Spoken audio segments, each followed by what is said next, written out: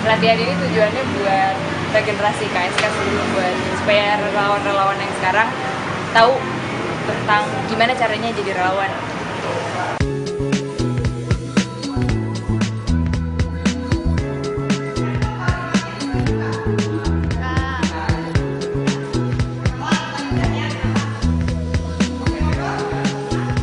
Hak dan tim pendampingan anak ini tujuannya supaya relawan-relawan yang sekarang peserta pelatihan yang sekarang tahu gimana sih caranya mendampingi adik-adik nanti kalau terjun jadi relawan KSK.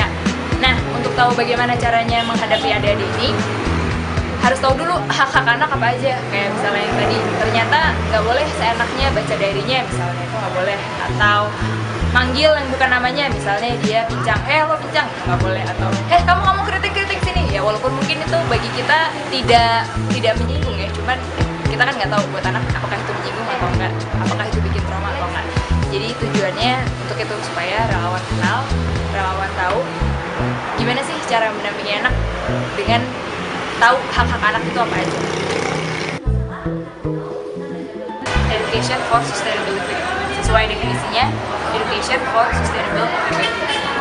Education adalah pendidikan, sustainable adalah kelanjutan, living adalah hidup. Jadi kita memberitahu gimana sih caranya supaya orang-orang ini tahu dan sadar untuk bersikap, untuk menciptakan dunia yang nanti bisa berkelanjutan. Mungkin agak rumit ya, cuman ini deh, kalau orang bilang pendidikan lingkungan, berarti kan asumsinya adalah jangan buang sampah sembarangan, jangan buang sampah di got. Nah, kalau ESD ini, Education for Sustainable Living, bukan cuma sekedar jangan buang sampah di jalan atau jangan buang sampah di got, tapi lebih ke membentuk pola pikir anak tuh harus dibentuk. Jadi mereka harus tahu kenapa sih alih-alih kita hanya melarang jangan buang sampah, jangan meludah sembarangan atau apa, tapi kita tahu alasannya kenapa sih kita nggak boleh buang sampah. Ini loh soalnya kalau kita buang sampah 3 tahun ke depan, 5 tahun ke depan mungkin Bandung nggak akan sustain lagi karena akan menjadi kota sampah misalnya. Ya singkatnya itu.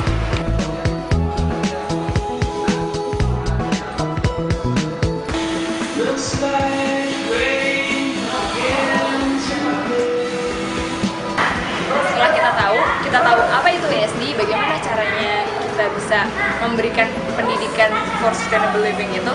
Yang terakhir adalah aplikasi. Gimana caranya sih kita bisa mengaplikasikan itu ke adik-adik, ke banyak pihak gitu. Karena kalau cuma tahu tataran teorisnya ini pasti kan nggak tahu.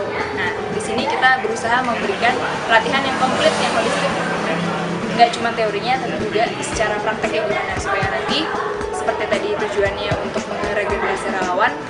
Jadi mudah-mudahan insya Allah dengan kita memberitahukan juga bagaimana prakteknya, nanti waktu menjadi relawan mereka udah bisa langsung terjun tanpa harus 2 kali atau 3 kali mengulang. Jadi proses belajarnya bisa dipercepat.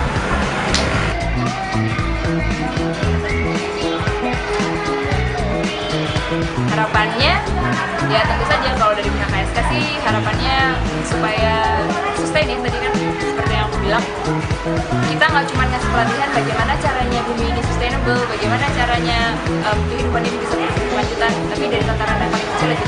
Kita punya kepedulian, makanya kita bikin komunitas, jadi kita juga harus pikir gimana caranya komunitas ini berkelanjutan. Salah satunya menurut kami adalah dengan menciptakan relawan-relawan baru, dengan menciptakan pemuda-pemuda kritis lainnya yang mau dan bisa membangun dan berpartisipasi sama KSK. Regenerasi intinya keywordnya adalah regenerasi.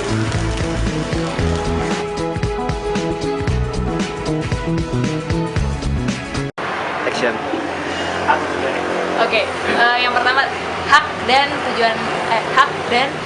pendampingan anak. Tunggu.